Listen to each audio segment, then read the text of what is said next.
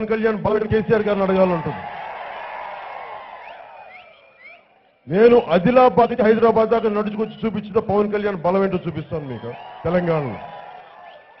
ఎందుకు మాట్లాడుతున్నానంటే నేను తెలుగు ప్రజల ఐక్యత కోరుకున్నవాడిని. ప్రజలను విడదీసి పాలించడం ఇష్టం లేదు. ప్రజల్లో గొడవలు ఉంటే ఐక్యత పరిచి నాకు పాలించడం ఇష్టం, అలా పాలన చూడడం ఇష్టం. అంతేగాని ఎంతసేపు విద్వేషాలు పెట్టి ప్రజల్ని తిట్టి రాజకీయం నేను చేయలేను. అలసిపోయాం. కేసీఆర్ గారు కూడా చెప్తున్నాను, మీ శ్రీనివాస్ యాదవ్ గారు ఇక్కడికి వచ్చారు, భీమవరంకి వచ్చి మీటింగులు పెట్టి వైసీపీ గంధి సీనియర్ సపోర్ట్ చేయమని అంటుంటే నేను చెప్తున్నాను, శ్రీనివాస్ యాదవ్ గారు 2014లో ఏ టికెట్ పెట్టుకుని మీరు గెలిచారు? తెలుగుదేశం పార్టీ మీద ఎవడు వస్తేను మీరు గెలిచారు సనత్ నగర్ నుంచి.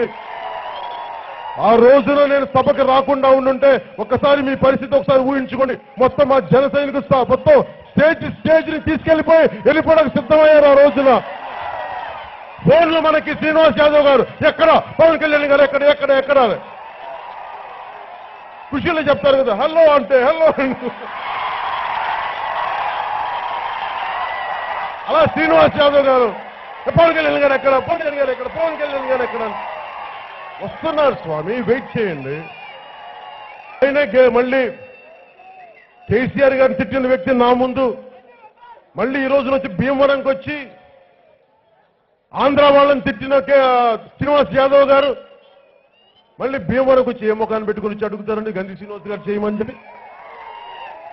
గంధి శ్రీనివాస్ గారి పౌరుషం లేదు, కేసీఆర్ గారికి మీకు పౌరుషం లేదు.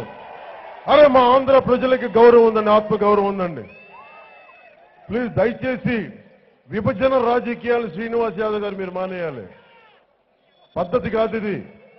రాష్ట్రాలు విడిపోయినాయి. శ్రీనివాస్ యాదవ్ గారు చెప్పండి, మీరు కావాలంటే స్వచ్ఛందంగా తెలంగాణ రాష్ట్ర సమితిని ఇక్కడ స్థాపించండి, పార్టీని భీమవరం నుంచి మీ అభ్యర్థిని నిలబెట్టండి.